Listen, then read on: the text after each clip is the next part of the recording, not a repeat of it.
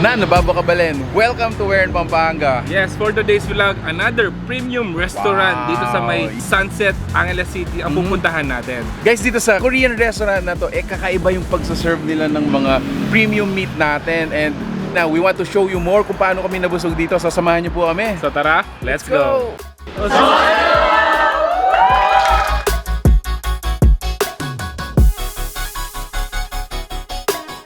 Guys, we would like to thank Sir Romeo. Ayan, siya yung kasama natin nagluluto dito. So, we start with the soup. They call this kimchi jjigae. So, you can order this up until 3.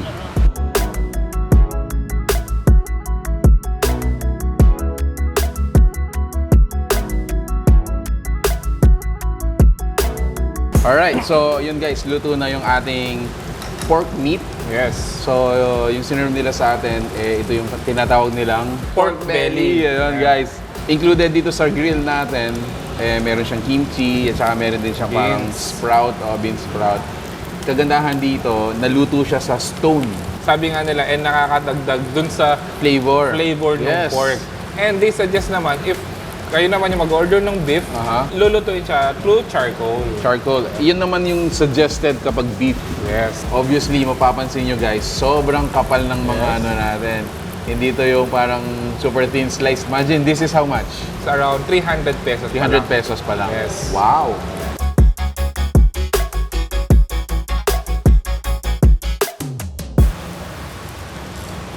Okay, first bite.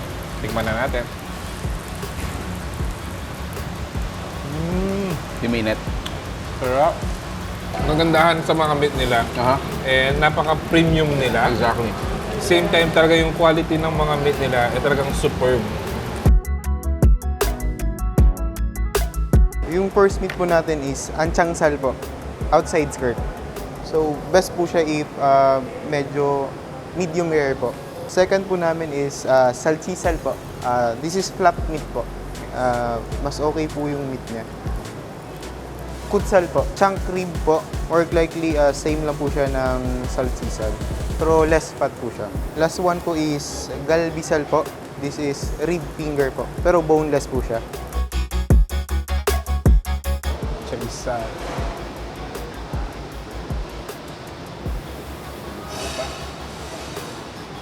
Sarap.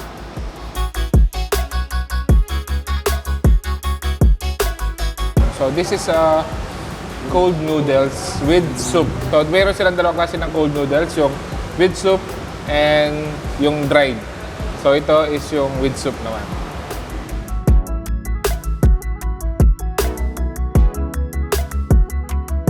Another cold noodles naman natin, which is itong bibim. Ito naman yung kanilang soup is nakahiwalay. Pero basically, ito yung dried noodles na cold noodles. On the other hand naman, kung gusto naman yung mainit, ito yung mga ramyun. Another noodles naman na available dito is yung kanilang chapaghetti. Hot noodles na dried. Meron siyang konting twist with egg.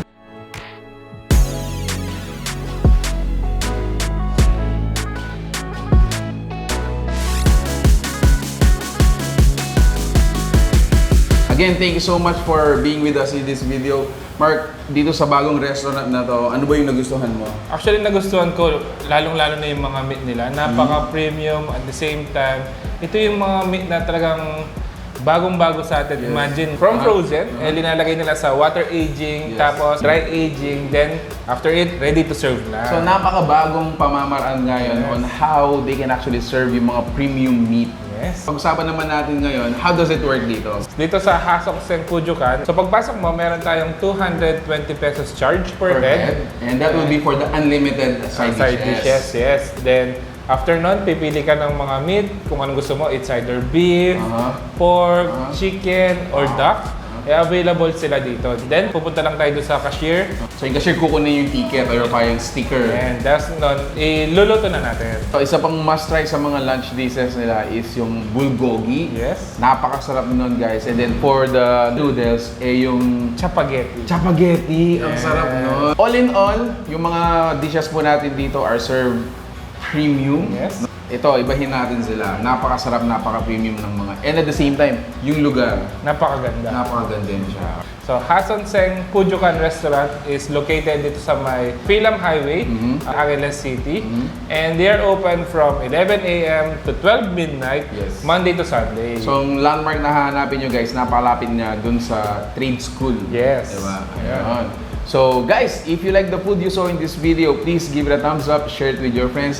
Another place, guys, you gotta check this out. Thanks for watching. Peace out! Bye, guys.